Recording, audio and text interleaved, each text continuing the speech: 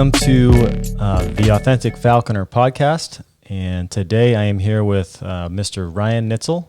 He's a friend of mine. We've known each other for quite some time, and this episode we're going to talk about mainly our adventure we had yesterday looking for goshawks, and also some other techniques he uses for training hawks and falcons. So we'll jump right into it. First of all, thanks for agreeing to do this with me, Ryan. Yeah. Awesome.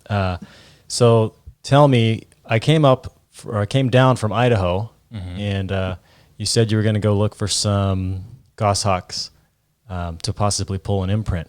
And you took me out. Tell me where we went, and just tell me your whole mindset of how you actually plan to find a goshawk nest, because I know a lot of people can't do that. It's pretty tough. Well, you got to decide what birds you want to fly, and then I decided that I like goshawks. I want to be a dirt hawker. So the step that I take to go out and find nests when I'm going to pull a bird, obviously you can't pull until June 1st, which we haven't yet. And I look at Google Earth as one of my methods, and I've got certain things that I've worked for me to find locations to where birds should be. I use other tools. I try to call birds in, go out in early March, February, try to see the birds flying around doing their dances, and then go out in April and see like, oh, they should be still building nests by now. And so when I find areas kind of like that, then I'll come back later, and just the long journey of walking around and trying to look for signs that the birds are going to be there, and different ways like that. Okay. You said you call birds in. So how do you do that? What does that mean? Shouldn't have said that. One of the trade secrets. Okay. Somebody else invented. All right. Yeah. Caught me there. We have methods that we do that bring goshawks to us. Okay. So there's stuff that you don't want to share, and that's fine. That's proprietary stuff, like, obviously. But there are things that you can share. So, yeah. So I was wondering, like, before I came out, you said you've been looking actively, and you've driven, I don't know how many miles, and hiked how many miles. A lot. Like, we were averaging 8 to 10 miles a day, 2 to 3 days a week. So we'd either do Friday, Saturday, Sunday, or Saturday, Sunday, Monday since about April 15th.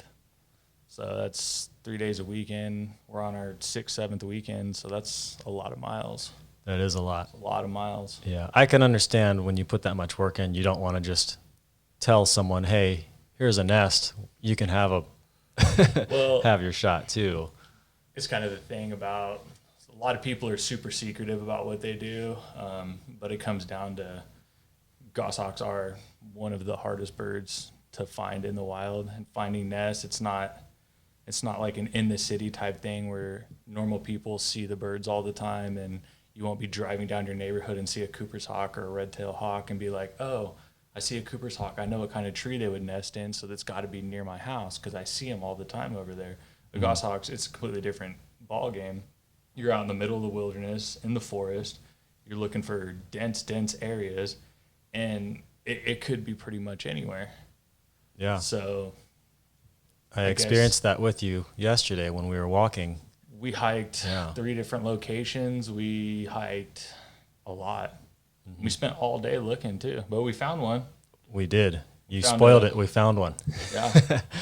It was pretty incredible. So we first, you took me to the first spot where you've had luck before, but they this weren't is the spot active, where I right? pulled my goshawk last year. Okay. But that nest wasn't active this year, and we've seen earlier this season we saw the actual goshawk flying around over there. So that's why I know that they've got to be nesting there, but we couldn't pinpoint. And there's private land, and we can't go on that private land.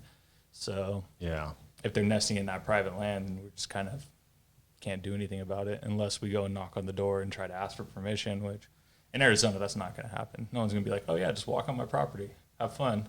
Yeah. That's not going down here. Okay.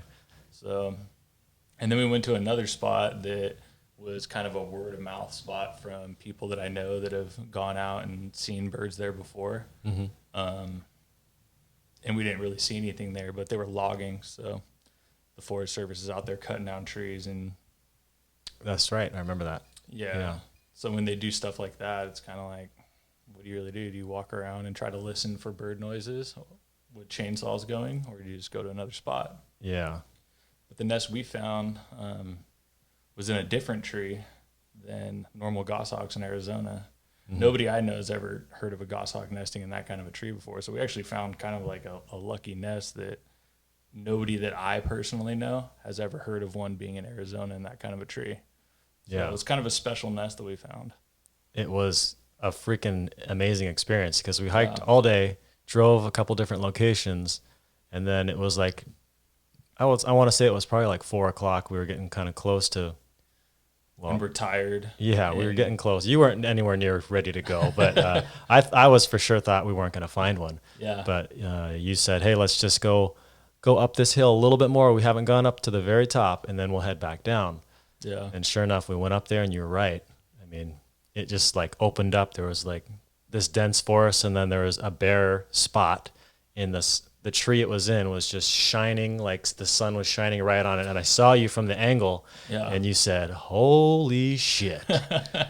Yeah, that is a goshawk nest. It was a weird sight. It was just a perfect opening up into a little meadow, and then there was just one tree standing taller with all the light shining over the canopy right onto it. It was perfect. It was like that was a scene from a movie. Yeah, it was. Yeah, that was a super tall tree. How tall do you think it was? Going off the judgment of my rope was pretty far out there. So, and I shot. Should have brought my rangefinder, to be honest, but I would probably say it was about 80 to 85 feet. Yeah. Which is a little bit higher than standard. Mm-hmm. I think standard would be in Arizona 45 to 65 feet roughly. Okay. In the tree. Yeah. So when we saw the nest, obviously we didn't know if it was active or not because it was so tall up there. We couldn't see with our bare eyes. Couldn't see with the binoculars until you went and got a different angle, vantage point. But what do you normally look for as far as signs if let's say you can't tell if there's a bird on eggs or if there's babies in there, aside from climbing it and finding out? Like what signs are you looking for? So under a nest? From what I've been able to tell, if the babies are hatched, then there will obviously be poop underneath the nest. But from what I've known from goshawks is until there's poop underneath the nest, the babies aren't hatched. The females normally don't poop off the side of the nest underneath because other things could come and, I guess, climb the tree. They're very secretive about it. I've found a lot of redtail nests, and redtails, they're just casting right underneath the nest. They're pooping all over the place. Very obvious, Yeah, you won't know unless you hear them. If you walk up on a nest and the babies are older, the mom will be sitting on the side of the nest and just watching them. Okay. So if they're on eggs, the female should be on the eggs. All right. From what I've experienced. And what is the reaction like you normally get from a nest that has eggs in it from the parents or a nest that has babies in it? Is that different too? So I found probably 7 active nests this year before yesterday, and all of them are already hatched. And the parents, when I was walking underneath the nest, or I would try to walk up on a little embankment or a hill next to it to get a good line of sight to the nest to look at the babies through my binoculars, the parents were coming down and screaming and swarming on me. Okay. And sometimes when the birds are a little bit older like that, we had the female fly over probably 80 yards away when we were on a hiking trail, and it was just in a tree staring at us. And I noticed the female and was like, oh man. And we were looking for this nest for 8 hours that day, and we couldn't find it. And then we just watched the female, and then she flew down and then flew to another tree, and there was the nest hidden behind a bunch of other trees that we couldn't see from our angle. So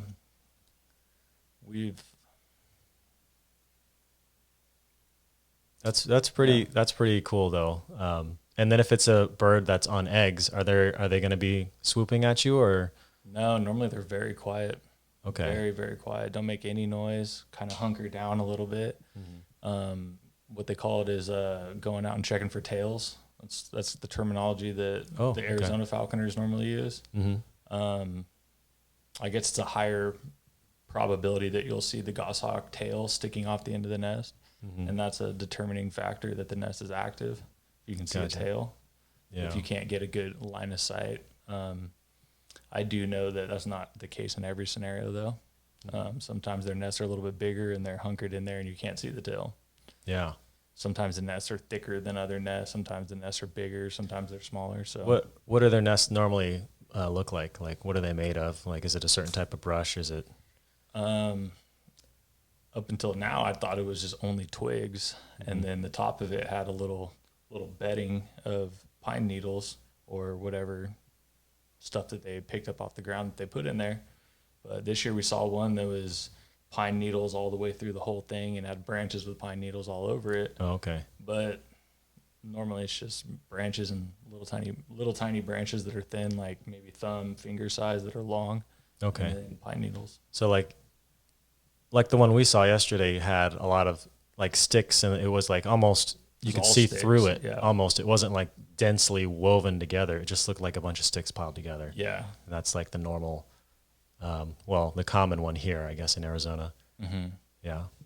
And when we did see it, we did see the tail first through the binoculars. But then she ended up moving a little bit, and we got kind of excited that there might be babies in there. But then you made a judgment call after we hiked back to the truck to grab all the gear, and tell us your whole thought process, and then what you did to do to get the information without actually having to go all the way up to the top and disturbing her. There was a lot of tree canopy underneath where the nest was.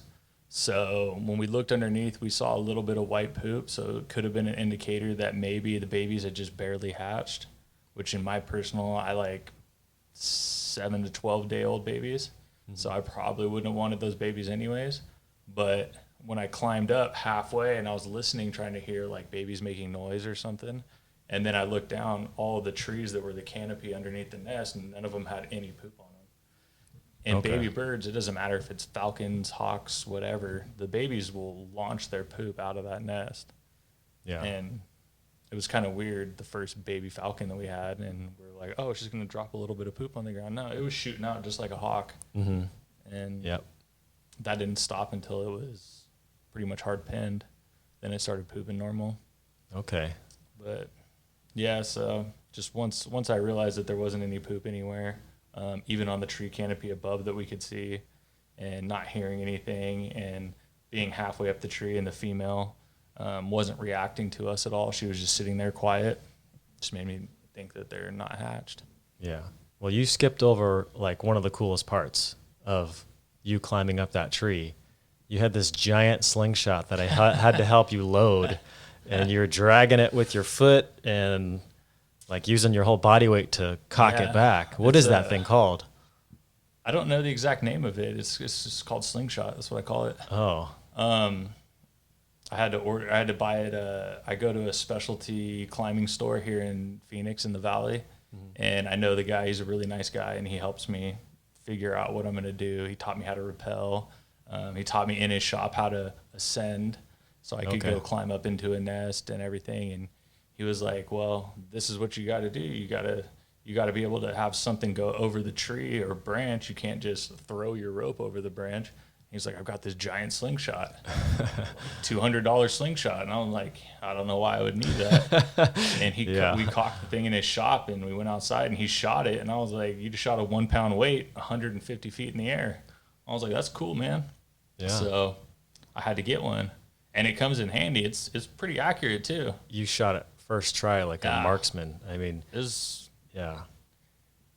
was surprised. There was one branch like maybe a couple feet below the nest, and you cocked that thing, and you were holding it like, I don't even know how you were holding it. You just held this. It's I like just a put it on my 10-foot pole. I put it on my shoulder and then just tried to hold the Like little a- trigger and just yeah. aim it like it was a slingshot. And it shot up, and I swear I thought it was going to hit the branch or go below it because Yeah. there was only one branch. There was nothing below to catch. Yeah. And it just barely went over. And it was a good thing because obviously you don't want to aim too high because you would hit the nest. Yeah, so I tried to aim directly for the branch just to test where it would go, but I shot it a couple times last weekend when I bought it originally so I could kind of judge like, oh, okay, so it's not super accurate, but it's not like if I'm aiming for something, it's going to shoot 20 feet to the right. Yeah. You know what I mean? So Yeah. So that 1 pound weight had like a string attached to it. And once you slingshotted it up there, you were, it went over and all the way down, and then you were able to I use that to pull my rope too, my climbing rope. And you slide it over. That's pretty common in the arborist world, those type of things. That should be a pretty common arborist tool. That's what that's where he told me why I should be able to do it, is because he's trained forest people and arborists to do it before. Okay. So yeah, that was pretty cool to see. And interesting. I'm not a climber in any way, so you pulled out all of this gear and you told me it was like $900. I was like, that's $900? It looked like just a bag of like a couple things. The actual carabiners that are the self-locking carabiners, which for an entry-level climber like me, I need something that's easy and you don't have to screw it in and make sure everything's screwed in tight. It just locks itself in place. Okay. Just the carabiners are $35.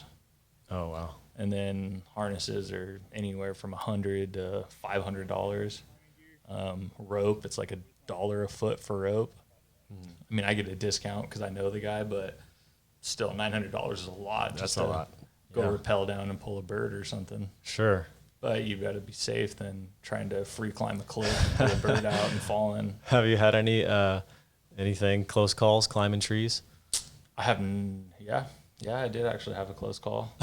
I've never had a problem rappelling. The first day I had the stuff, I shot up and climbed up to a goshawk nest and was like, it was about 75 feet in the air, and I was about 50 feet, and I threw the weight because I hadn't had the slingshot yet, and when I threw it, it went over the branch that I wanted to be on, but there was a smaller branch above it, and I don't have the greatest eyesight, so 55, 65 feet in the air, it's kind of like dark because you're under canopy.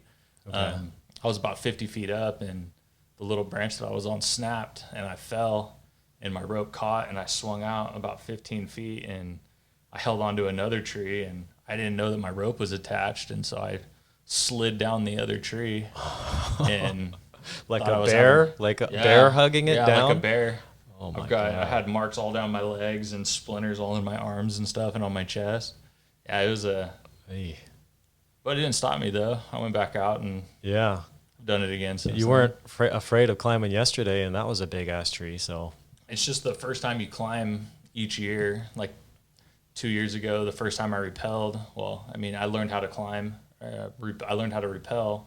And then the next day I went and rappelled off a cliff and pulled some of my friends' prairie falcons.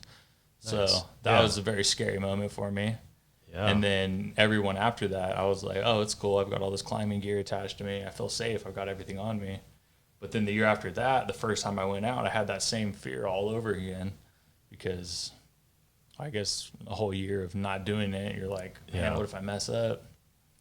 But just after the first one and you get through it and you're still alive, you're like, oh, well, it's not a big deal. I can do any tree now. And you told me before, like, you're a skydiver and, like, heights don't generally scare you, right? I am very scared of heights. Oh, you are? I'm not scared. So if I have something attached to me that's like a safety mechanism, like a parachute or a base jumping parachute, I'll go up, jump 12,000 feet out of an airplane, no problem. I'll go jump off a cliff with my friends. We jump camelback. We go to the Superstition Mountains and jump. And that's just with base jumping gear. And that doesn't scare me at all. I still have a pit in my stomach when it happens every time. I get adrenaline going, but I'm not scared. But, like, if we were to be up 45 feet and we were going to jump into some water, I would be scared. Like, in my head, I would be sweating and feel it. Yeah. I don't like heights.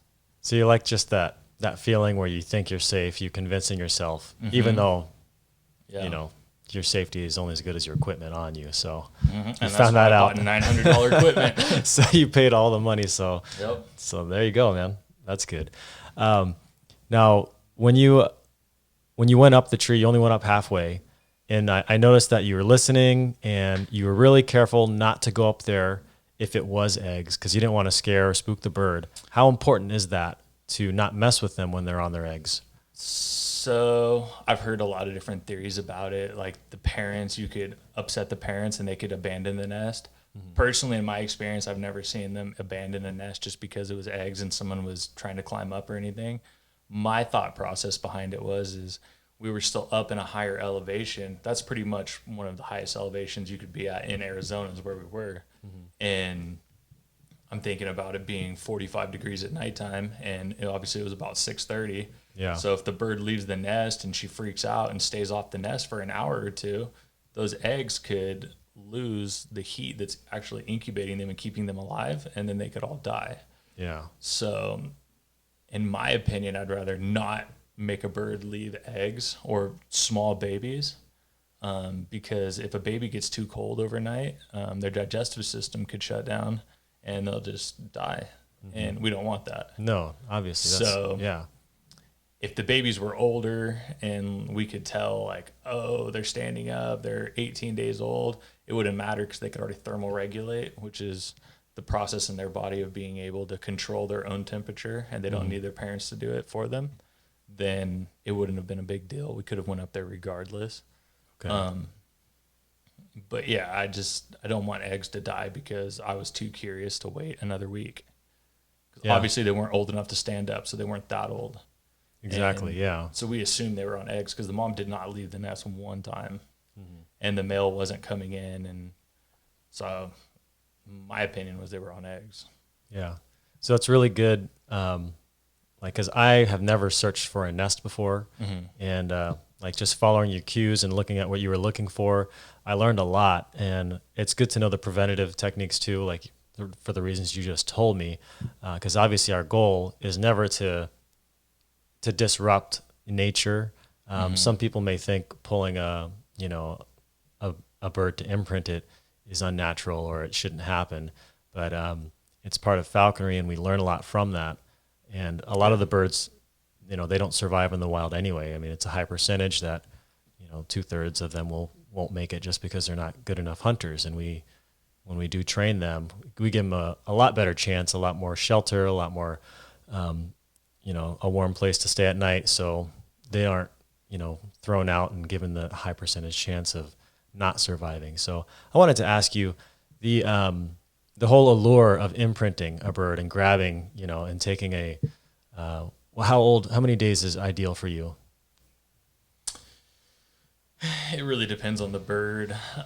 With the goshawk, they start to develop fear at an early age, so you would be more inclined to take the bird as young as you could find it. It's a lot more work when they're a lot younger and they can't actually take care of themselves enough and they can't control their own body heat. But the earlier you take the bird, the less fear it's going to have. And goshawks are one of the most fearful types of birds. I mean, you see people that you can't wear a hat when you go out with them because their birds will just fly away. You see people that have all kinds of problems. Some people, if there's people there, they can't get their bird back and they have to pull out a lure to get their bird back and stuff like that. So in my opinion, it's easier just to go and get a bird when it's a lot younger. You train it, the bird starts to learn from you, and you learn the way that the bird acts from the start. And then you don't have to try to change habits of it being a wild hunter, and make it hunt more so you and it are compatible. Basically, you're just raising it to be compatible with you. And that was my theory behind it. Obviously, the bird's going to want to come back to you a lot more than a wild bird would. Sure, yeah. Once you trap off a trap and let's say it sees you and it has ingrained in its head, like, man, this guy was mean. He stole me from my home and now I'm stuck in this mews in his backyard or something. Yeah. He brings me food all the time. And then it takes a long time to have the bird get used to you and become the thing that you hunt with. Yeah. And then the flip side is you get them when they're, a week or, just old enough that you're able to take them, and then you eliminate those fears that they had as of trapping them. That's the as theory a wild behind bird. it. Yeah. Yeah. But I mean, when a bird imprints on you, the science behind it is it thinks that it's kind of a human also. So you would, in theory, be able to do more with it, and you would be able to keep it at higher weights, which would prevent it from getting sick. Because birds, when they're lower, their immune system won't fight off as well. So Yeah, sure. keep the bird a little bit fatter. In my opinion, it's a better way for me to go, but not for everybody. Some people don't like it at all. Yeah. So I have, I know falconers that will weigh out their food. Feed them by the ounce, and they have like charts and systems because they will only fly them in between certain weights, and they're very meticulous. And I'm not knocking that in any way because that's how they do it. It's a way that works for them. I know you do it a completely different way as far as their weight goes. Could you just describe and tell us a little bit about how you fly them? I don't usually weigh my birds in aspect of a window where if my bird's not within this 4-gram window, I'm not going to fly my bird. I fly my bird off the way that it reacts to me when I come to get it to go hunting. So if my bird acts like, I want to go hunting right now, I'm like, oh, you're probably at a good weight. You throw it on the scale. You figure out what that perfect flight weight is. And obviously your bird's going to go up with the more muscle it gets, or it could go down.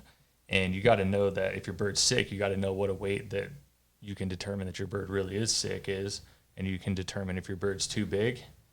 But me personally, I don't weigh my birds to determine whether or not I hunt. I only weigh my birds to determine if they're sick or if they're having problems or something. Yeah, if they're acting funny, then you throw them on the scale and just kind of assess. So if the your bird's situation. 100 grams lower than you know it should be, then obviously your bird's got a problem. And then you can determine whether it's sour crop and your bird's not eating. You can determine whether it's sick and it's got coxy or asper. And so it's a better determiner for me to just know the bottom weight that my bird shouldn't be at. And then if my bird acts like it wants to go hunt and it's 30 grams heavier than it was a week before, I'll still take it out. And that's kind of my method behind that. Yeah, it sounds to me like it's probably the most natural method as far as, birds in the wild will hunt whenever they're ready to. And birds in the wild, from what I can tell from all the trapping I've done, is they just sit around all day and they just wait for a bird to come. And I don't think it matters to them if they're fat, if they're skinny, if they're at their perfect weight. If they see the perfect thing, then they just go for it. yeah, that's true. The opportunistic moments are the ones taken. Yeah. Yeah. So what is the allure to, flying a goshawk over a Cooper's, or like, how come right now you're going to spend a lot of time and energy taking a baby? What do you want to hunt with it? And I like and hunting why? jackrabbits with female goshawk and ducks. Okay. And the bigger that bird is the less it's going to get beat up. So if you have a smaller bird, like obviously a Cooper's hawk, I've taken a half-grown jackrabbit with a Cooper's hawk, a female, but you're not really going to do that. That's not a common occurrence. Not very often, yeah. Yeah, and a full-grown jackrabbit wouldn't just kill your Cooper's hawk. It kicked it, is dead, pretty much. So I like hunting jackrabbits. I like long flights. I have sight dogs, long dogs. So when they run, they keep the jackrabbits running, and then my birds can fly behind them and get a really long flight out of it, and it just looks cool. Good for photos, videos. It's just a better experience, in my opinion, to hunt jackrabbits than to go out and have your bird fly 10 feet behind a bush and get a cottontail out of a bush. I mean, it's still fun. It's still a good time hunting and hunting cottontails, but I just prefer to hunt jackrabbits and ducks with a female goshawk. So that's what I'm trying to do this year. If anyone has seen, a really awesome jackrabbit chase, they'll know. I mean, jackrabbits have some pretty sick moves. They'll jump. Yeah. I don't even know how high they can jump. Turn on a dime. Yeah. They'll kick and freak out. Yeah, it's pretty incredible to see. Yeah. So I'm looking forward to when you are ready to pull your bird, seeing what he or she can do out in the field, and definitely looking forward to going hunting with you. Yeah, Arizona has a lot of good flat opportunities to see really long jack flights. So it should be a good season this year. That's incredible. I wanted to ask you, so ideally the game you're going to be hunting is jacks, and you're going to pull the goss. But was there any other aspects of falconry that you haven't really achieved, or where your goals are going towards next? So I've always known I was just going to be a dirt hawker. My sponsor obviously claims to be a long winger, and that's what he wants to do, is fly falcons and everything from when I was an apprentice. And I personally got into Harris hawks and red tails, and I liked being hands-on and in the field, walking around, getting dirty, kicking bushes and stuff. And that just kind of was more of a better experience, in my opinion, to go out and do the dirt hawking lifestyle. Yeah. And as my first year as a general, I started getting into falcons a little bit. I had a couple falcons, was out flying, and it just wasn't as much fun to me. It was, I mean, obviously there's a skill in being a long winger, droning, ballooning, getting your bird out and teaching it how to go up, and knowing when or when not to throw out a sealed pigeon or just a pigeon to get its pitch going, and to not teach your falcon bad habits. And I did not have fun doing it. I did not like it. Yeah. I could fly a falcon. I flew my falcon. We were taking game. It was fun. My Barbary was taking doves and quail from 500 feet, and it was a lot of fun to me. Yeah. It's not the typical long winger 2,000 feet, but I mean, I had fun doing it. But I would rather go out and hunt jackrabbits with the goshawk or Harris hawk. It's more fun to me. Yeah. More hands-on. Yeah, that's good to know. Like, obviously some people want to try a little bit of everything, and you figured out you're just pointed towards staying towards the ground quarry. I had to try falcons. Normally whatever my friends are like, oh, let's go try this year, then obviously, let's do it. I'll try one too. We'll just have a competition to see whose bird's better or what's more fun. And I wasn't into the falcon thing. Yeah. My friend tried to do the falcon thing. He wasn't too into it either. But my goals are just going to be, I just like goshawks and accipiters. I don't really care to fly too many other birds right now. I haven't really thought too far in the future. Yeah. Maybe one day I'll try another falcon. Yeah, you never know. Just depends on where you're at. I know that you have like a pretty amazing skill set. I know you. I mean, we've talked plenty of times about like a little bit of your past. So it's not just falconry that you're a builder. You build homes or you're a framer, right? Yeah. Yeah. So you have that business. And then before that, you used to be almost a professional skateboarder, MMA fighter. I don't even know, like the list goes on and on. It's pretty incredible. Yeah. But I'm really glad that you were able to sit down and share some secrets, and maybe a little bit more than you wanted to, but yeah, it's awesome. I had a great time, and I appreciate you, doing the podcast, of course, and, housing me and let me film and being a part. So it was a good weekend. Yeah, I had a blast. So if you guys enjoyed any of this, just a little bit, give me that like button, subscribe. I want to grow the channel. I want to talk to more people like Ryan, so he can share some, or so we can all learn from, authentic falconers. And I think that's really the best part, is keeping the community tight and keeping us more informed so we can learn and just better ourselves, Yep. Yeah. But thanks a lot, man. I appreciate it. Yeah. Yeah.